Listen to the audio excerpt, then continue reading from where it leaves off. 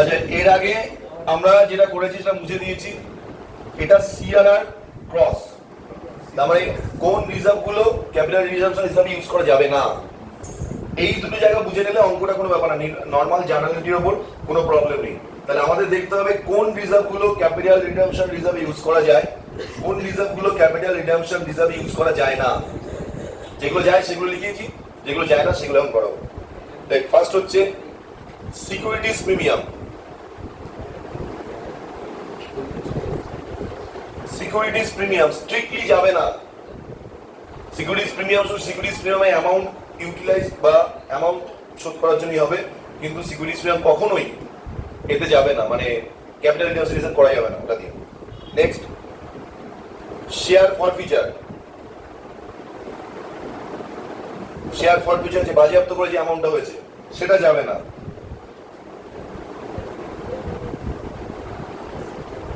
Previous CRR, যদি আগের কোনো ক্যাপিটাল রিজার্ভ থাকে, এই রিজার্ভ ক্রিয়েট করার আগে কোনো রিজার্ভ থাকে, সেটা যাবে না। ক্যাপিটাল রিজার্ভ যখন ফরফিচার যাচ্ছে না তখন ক্যাপিটাল রিজার্ভ অটোমেটিক যাবে না, কারণ ফরফিচারের মধ্যে ক্যাপিটাল রিজার্ভ ট্রান্সফার হয়। তাহলে শেয়ার ফরফিচার যখন অ্যামাউন্ট যখন করছে না, তাহলে ক্যাপিটাল রিজার্ভের দিয়েও সিআর বাড়ানো যাবে না।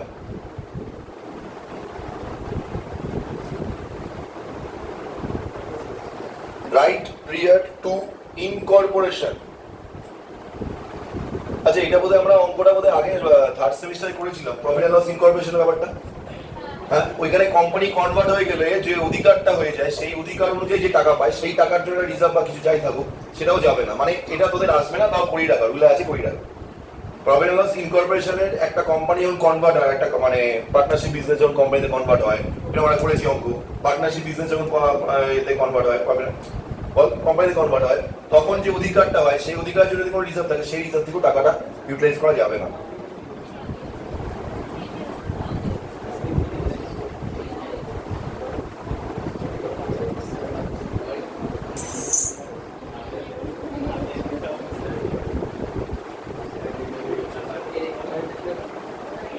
Unclaim dividend, right period to incorporation. Unclaim dividend, যে ডিভিডেন্ড ক্লেম করা হয়নি, যে ডিভিডেন্ড ক্লেম করা হয়নি বা যে ডিভিডেন্ডটা কোম্পানি রেখে দিয়েছে তার উপর কোনো শেয়ার হোল্ডারদের ক্লেম নেই, সেই ডিভিডেন্ড থেকেও যাবে না। ডিভিডেন্ড থেকে যেতে পারে সিকিউরিটিজ প্রিমিয়ামের জন্য, কিন্তু মেইন অ্যামাউন্টে যাবে না, মানে শেয়ার যাবে না। Next, assets revaluation account. Asset revaluation account, asset revaluation account, asset revaluation করে যে টাকাটা বেড়েছে বা কমেছে যাই বলে অ্যাসেট রিভ্যালুয়েশন, সেই অ্যাসেট রিভ্যালুয়েশন রিজার্ভ বা অ্যাসেট রিভ্যালুয়েশন অ্যাকাউন্টের টাকা থেকেও সিআরআর তৈরি করা যাবে না। তাহলে এইগুলো হচ্ছে আমাদের ফান্ড বলা যেতে পারে, যেগুলো থেকে সিআরআর তৈরি করা যাবে না, মানে প্রেফারেন্স শেয়ার পরিশোধ করার জন্য ফান্ডটা হবে, সেই ফান্ড ক্রিয়েট করা যাবে না।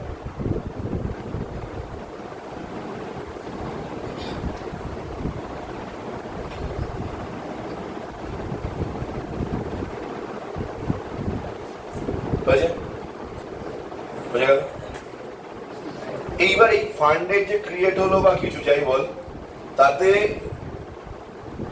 জার্নাল এন্ট্রি কি হবে? দেখ, এবার কিছু নর্মাল জিনিস বলি, এগুলো নর্মাল ব্যাপার। সেটা হচ্ছে কোম্পানি প্রেফারেন্স শেয়ার পরিশোধ করার জন্য ফ্রেশ ইস্যু করতে পারে, বুঝা গেল? কোম্পানি প্রেফারেন্স শেয়ার পরিশোধ করার জন্য কিছু ফ্রেশ শেয়ার ডিবেঞ্চার এগুলো ইস্যু করে দিতে পারে। সেই টাকাটা দিয়ে সিআরএ ট্রান্সফার করবে, সিআরআর ট্রান্সফার করবে, সেটা মিটিয়ে দেবে। যদি অন্য কোনো ইনভেস্টমেন্ট থাকে সেটা বিক্রি করে দিয়ে প্রফিট বাকি সেগুলো সিআরআর ট্রান্সফার করতে পারে। এই সমস্ত কিছু করতে পারে। এগুলো টুকটাক অঙ্ক করলে বোঝা যাবে, অঙ্ক না করলে এগুলো বোঝা যাবে না। তো নর্মালি জেনারেলি এটাই হয়, ঠিক আছে? এবার এর জার্নাল এন্ট্রিগুলো আমাদের একটু দেখতে হবে।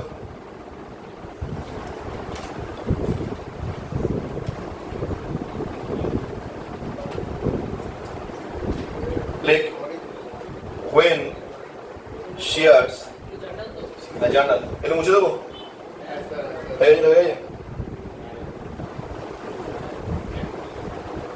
সবার আগে দেখুন, দেখা যাচ্ছে আমার দেখেন দেখেন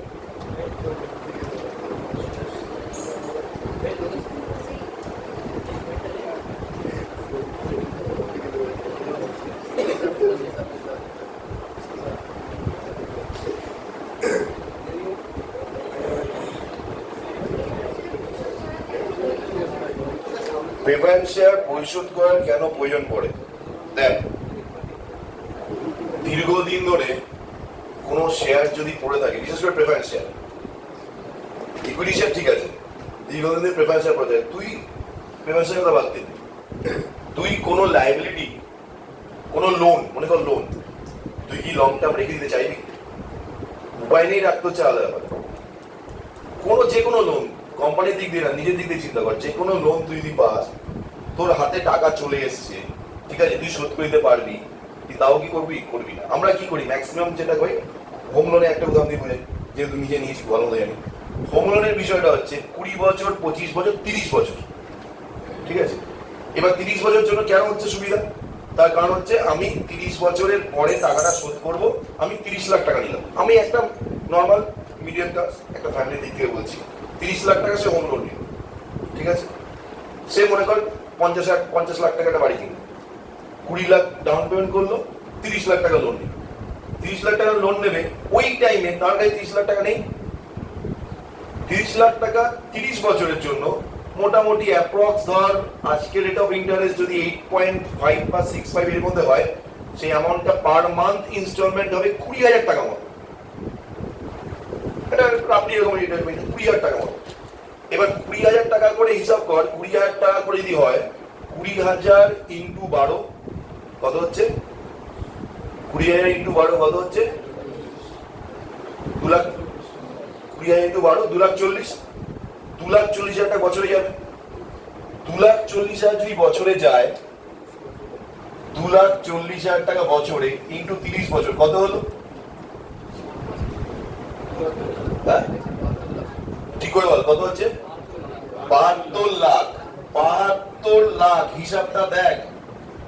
আমি কিন্তু একদম প্রপার হিসাব বলছি, 72 লাখ, এটা ফ্যাক্ট, এটা প্র্যাকটিক্যালি হচ্ছে 72 লাখ। 72 লাখ যদি টাকা যাচ্ছে, 30 লাখ টাকা নিয়েছিস 30 বছরের জন্য, 30 ইয়ার্স ফর 30 লাখ, 72 লাখ টাকা যাবে।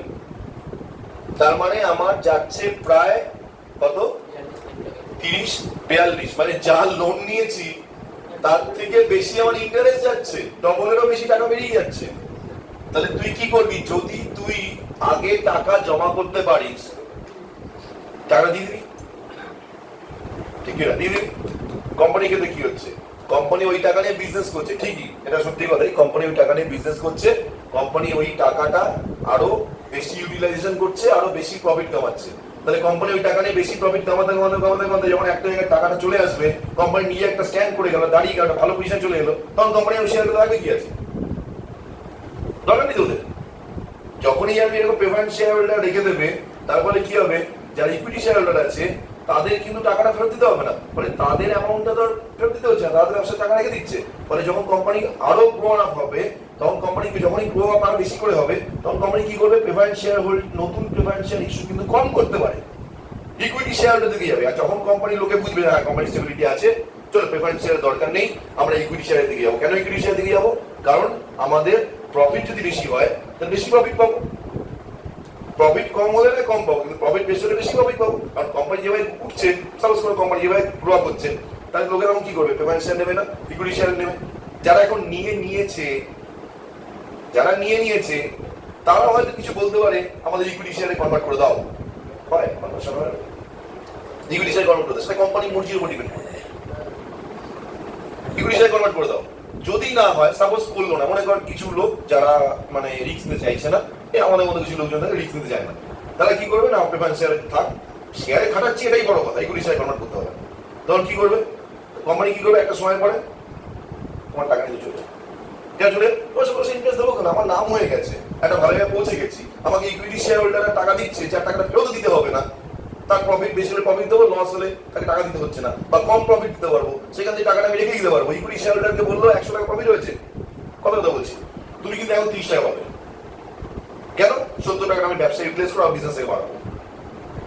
ইকুইটি শেয়ার হোল্ডার ঠিক আছে, তাই না? কারণ জানে পরের বার যদি প্রফিট বেশি হয়, তাহলে 30 টাকাটা 40 টাকা পরের বার হতে পারে, পরের বার 50 টাকা পেতে পারি, তাহলে এই বছর এর না থাক। তাহলে ইকুইটি শেয়ার হোল্ডারদের জন্য জায়গাটা ফার্স্ট প্রেফারেন্স হয়ে যাচ্ছে, তখন প্রেফারেন্স শেয়ার হোল্ডারদের গুরুত্ব কমে যাচ্ছে, প্রেফারেন্স টাকা দিয়ে সরিয়ে দাও। কেন লোন রাখবে? সেরকম ব্যাপার। এটাও তো ওয়ান কাইন্ড অফ লোন। কেন রাখবো তাহলে? ওদের ইন্টারেস্ট দিয়ে দেবো, কেন দরকার আছে? কোম্পানি যখনই গুডিল করবে দরকার নেই। আর এই জন্য লং টার্ম ব্যাপারটা আছে। হ্যাঁ, ডিভেঞ্চারের ক্ষেত্রে ওটা প্রপার লোন। এইটা পুরো লোন বলা যায় না, কিন্তু লোনের মতোই বৈশিষ্ট্য রয়েছে। এটা হচ্ছে বিষয়। নেক্সট, তাহলে বুঝতে পারছিস লোনটা শোধ করার জন্য কেন আমি তাদের মুড়ি হয়ে গেছি, কত টাকা বেরিয়ে যাবে ভাব তাহলে। সেই হিসাবে চিন্তা কর, আমার বছরে 1,80,000 বেরোচ্ছে, কত টাকা বেরিয়ে যাবে আমার 25 বছর লোন। আচ্ছা নেক্সট, এবার জার্নাল লেখ। when share are redeemed at par, এটা মুছে দেবো, এটা মুছে দিলাম। when share are redeemed at par, when share are redeemed at par, দেখ একদম easy. when share are redeemed at par মানে আমি দামে দামে শোধ করে দিচ্ছি। when shares are redeemed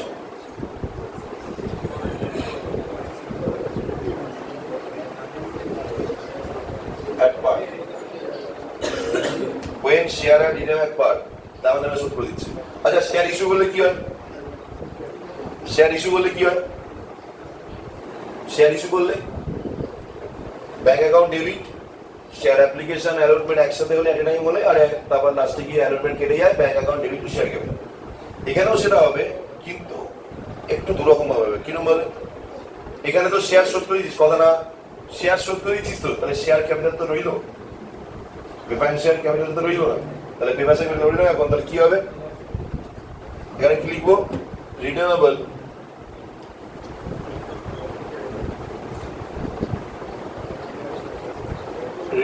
preference share capital account debit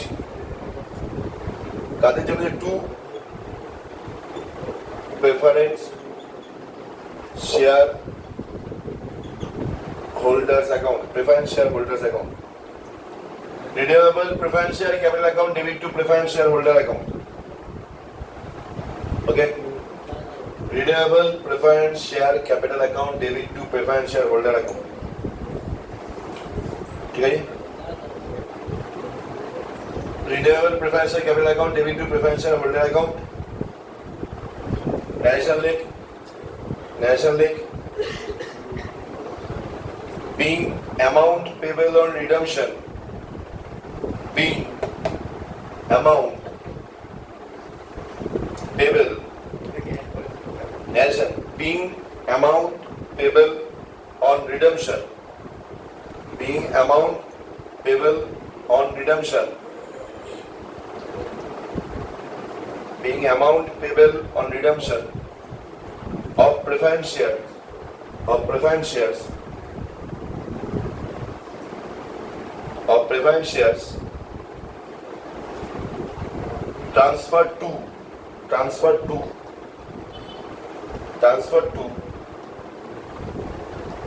preference shareholder account,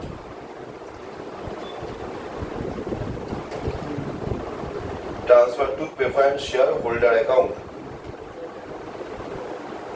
Okay, next number, when shares are redeemed at premium, এটাই যখন প্রিমিয়ামে হয়ে যাবে। when shares are redeemed at premium কি হবে? Redeemable preference share capital account debit, প্রিমিয়ামে শোধ করছে মানে তো শেয়ার ক্যাপিটালে 10 টাকা জায়গায় 12 টাকা হয়ে যাবে, প্রিমিয়ামটাও ডেবিট হয়ে যাবে। প্রিমিয়াম হয় ক্রেডিট, যেমন ইস্যু শেয়ার যখন শোধ করছে তখন এটা ইস্যু করার সময় প্রিমিয়াম হয় ক্রেডিট, শোধ করার সময় প্রিমিয়ামটা উল্টো হয়ে যাবে ডেবিট। তার মানে redeemable preference share capital account debit, তারপর হচ্ছে premium on redemption of preference share, premium on redemption of preference share account debit, premium on redemption of preference share account debit to preference shareholder account, redeemable preference share capital account debit, redemption premium on redemption of preference share account debit to preference shareholder account, redeemable preference share capital account debit, premium on redemption of preference share account debit to preference shareholder account. Redeemable preference share capital account debit আগেরটা যা ছিল তাই থাকবে, premium on redemption on preference share account debit to preference shareholder account.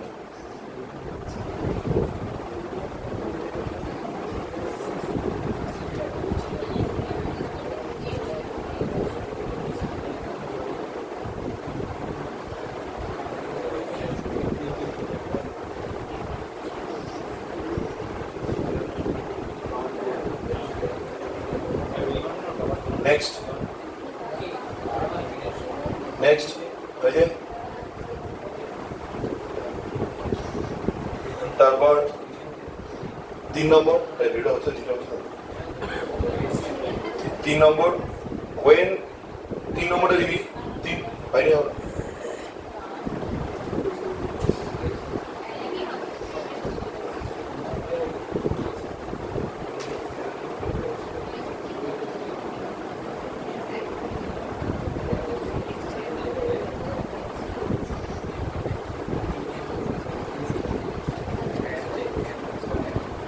Discount হয় না বললাম না, discount হবে না বললাম না, ডিসকাউন্ট হয় না, ডিসকাউন্ট ইস্যু হয় না। প্রথমে পুরো পেপারটা ডিসকাউন্ট ইস্যু না, সরি রিডামশন, রিডামশন হয়। আচ্ছা 3 নম্বর ওয়েন পেমেন্ট হয়েছে, এরপরে পেমেন্টটা দিতে হবে, টাকাটা দিতে হবে। 3 নম্বর when payment is made to preference share holder, when payment is made, when payment is made to preference share holder, when payment is made to preference shareholder, when payment is made to preference shareholder, journal হবে preference shareholder account debit to bank account, preference shareholder account debit, preference shareholder account debit to bank account, preference shareholder account debit to bank account. National Day.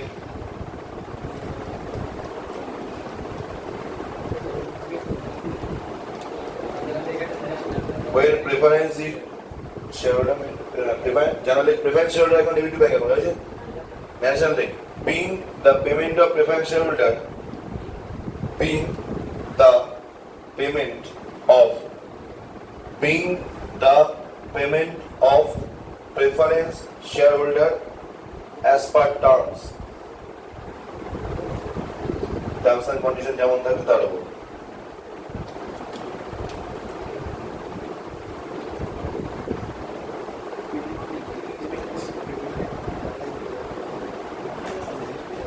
মানে পেমেন্টটা এটা হবে, সেটা হচ্ছে preference share holder account debit to bank account. Okay. Okay. Next তারপর 4 নম্বর, 4 নম্বর side করে রাখিস, দেখে রাখিস। আচ্ছা 4 নম্বর ফর অ্যাডজাস্ট, দেখে রাখ, দেখে রাখ। আরে ওটা তুলে দিস না, ওই নামা।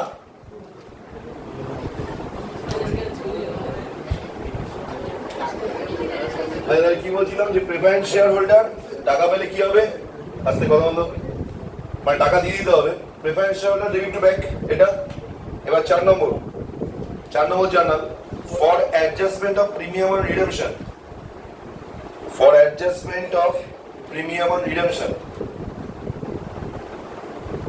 For adjustment of premium on redemption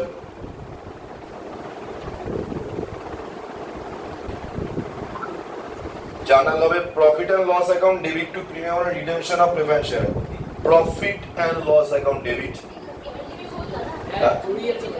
profit and loss account debit two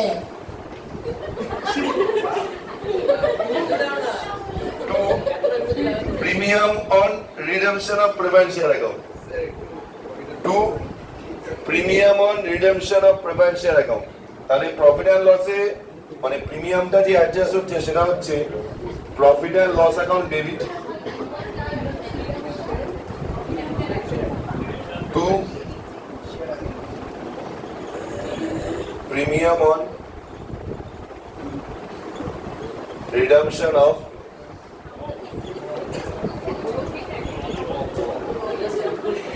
premium and redemption of preference share account. Profit and loss account debit to premium on redemption of preference share account. National Lake being the premium on redemption being the premium on redemption adjusted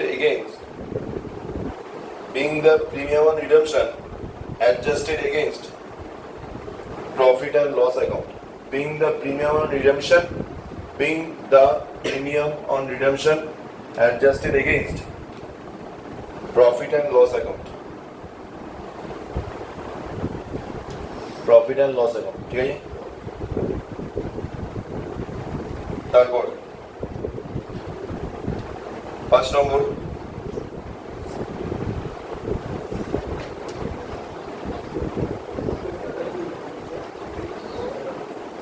for transferring nominal amount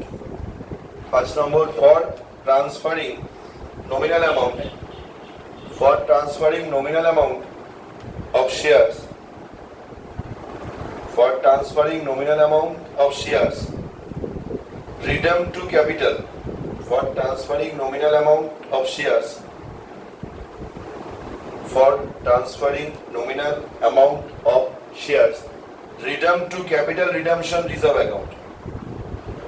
মানে capital redemption reserve অ্যাকাউন্টের জার্নালটা কি হবে? For transferring nominal amount of shares redeemed to capital redemption reserve account. Okay?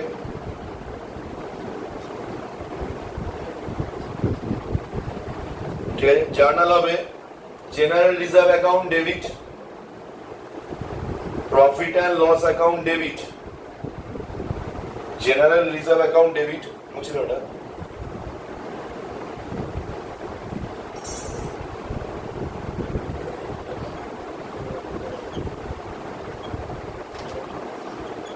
General reserve account debit,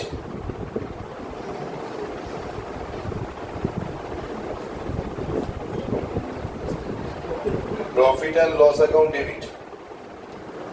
2. Capital redemption reserve account.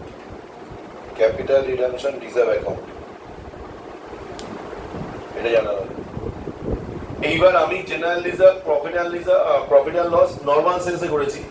যদি কোনো অন্য কোনো reserve বলে, তোকে দেখতে হবে সিআর ক্রিয়েট করা যাবে না, যে লিস্টটা দিয়েছি ওই লিস্টটা দেখতে হবে যে ওই লিস্টের মধ্যে কোনগুলো আসছে সেইগুলো থেকে করতে পারিস, আর যদি না থাকে সেগুলো করতে পারবি না। বোঝা গেল না? এইটা আমি নর্মাল সেন্সে করেছি।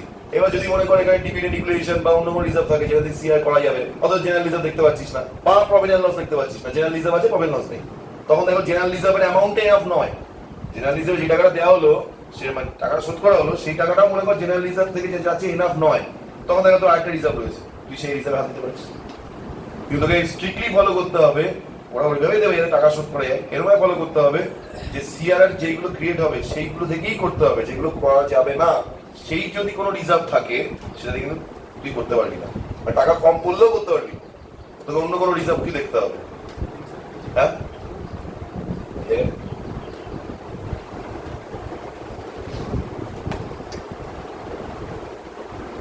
মানে আমি বলতে চাইছি, মনে কর জেনারেলি একটা পরিশোধ করতে হবে 10 লাখ টাকা, 10 লাখ টাকা দরকার হবে, ঠিক আছে? 10 লাখ টাকা দরকার রয়েছে, জেনারেল রিজার্ভে মনে কর আছে 9 লাখ টাকা, বা জেনারেল রিজার্ভে 9 লাখ টাকা আছে, এটা প্রফিট অ্যান্ড লস দেখছিস 1 লাখ টাকা শোধ হয়ে যাবে। মনে কর জেনারেল রিজার্ভে 9 লাখ টাকা আছে, আবার সিকিউরিটিজ প্রিমিয়ামে তোর 1 লাখ টাকা পড়ে আছে। এবার তুই সিকিউরিটিজ প্রিমিয়াম হাত দিতে পারবি না, কারণ capital redemption reserve securities premium থেকে করা যায় না। তখন তো জেনারেল রিজার্ভ থেকে নেওয়ার পরে দেখতে হবে আর কোনো রিজার্ভ আছে কিনা, বা শেয়ার ইস্যু হচ্ছে কিনা, বা নর্মালি আর কিছু হয়েছে কিনা যেখানে করা মানে রিজার্ভটা করা যাবে। আরেকটা কথা মনে বলে রাখি, সেটা হচ্ছে নতুন ফ্রেশ শেয়ার ইস্যু করবি, ওই টাকাটা কিন্তু আগে প্রায়োরিটি পাবে। বোঝা গেল কি বলে? মনে কর 10 লাখ টাকা শোধ করতে হবে, প্রিফারেন্স শেয়ার হোল্ডারকে 10 লাখ টাকা দিতে হবে। এবার তার জন্য ফ্রেশ শেয়ার ইস্যু করে দিস 2 লাখ টাকা, জেনারেল রিজার্ভ আছে 10 লাখ টাকা, কিন্তু জেনারেল রিজার্ভ 10 লাখ টাকা হাত দিবি না। বোঝা গেল? মনে কর জেনারেল রিজার্ভ 10 লাখ টাকা আছে, ফ্রেশ শেয়ার ইস্যু করেছিস 2 লাখ টাকা, ওই 2 লাখ টাকাটা জানবি যে ওটার জন্য ইস্যু করা হয়েছে, তাই 2 লাখ টাকাটা আমার চলে যাবে আগে। 10 লাখ টাকা শোধ করতে গিয়ে জেনারেল রিজার্ভ 10 লাখ টাকা আছে, কিন্তু নতুন শেয়ার ইস্যু করা হয়েছে, তুই 10 লাখ টাকা জেনারেল রিজার্ভ থেকে নিতে পারবি না। তোকে নতুন যে শেয়ার ইস্যু করেছিস সেইটা থেকে টাকাটা যাওয়ার পরে 2 লাখ টাকার পরে দেখতে হবে কত ব্যালেন্স পড়ে আছে, যেটা আমাকে রিডেমশন করতে হবে প্রেফারেন্স শেয়ার হোল্ডারদের জন্য। মনে কর 8 লাখ টাকা, তখন জেনারেলিজম থেকে তুই 8 লাখ টাকা নিবি। জেনারেলিজমে 10 লাখ টাকা থাকলো, তোর হিসাব হয়ে যাচ্ছে, তুই 10 টাকা আছে নিন, হবে না। বুঝে গেল? তাহলে ফ্রেশ ইস্যু আগে প্রায়োরিটি পাবে, তারপরে দেখতে হবে আমার রিজার্ভ কি আছে। সেই রিজার্ভ দেখতে গিয়ে general reserve, profit and loss বা সিআরআর করা যাবে, এরকম রিজার্ভই ফলো করবো। যে ফান্ডগুলো থেকে সিআরআর করা যাবে না সেগুলো করবো না। বুঝে গেল? এবং তোকে দেবে এমাউন্টে যেন হয়ে যায় অঙ্ক, মানে অ্যামাউন্ট যেন এনাফ অ্যামাউন্ট থাকে। অ্যামাউন্ট নেই, শেয়ার ইস্যু হচ্ছে না, অথচ টাকা শোধ করতেই বলি, সেরকম ভাবেই দেবে, খুঁজে বার করতে হবে। আচ্ছা, তারপর next national leg being the amount transferred to, being the amount transferred to, being the amount transferred to capital redemption reserve account, capital redemption reserve account as per the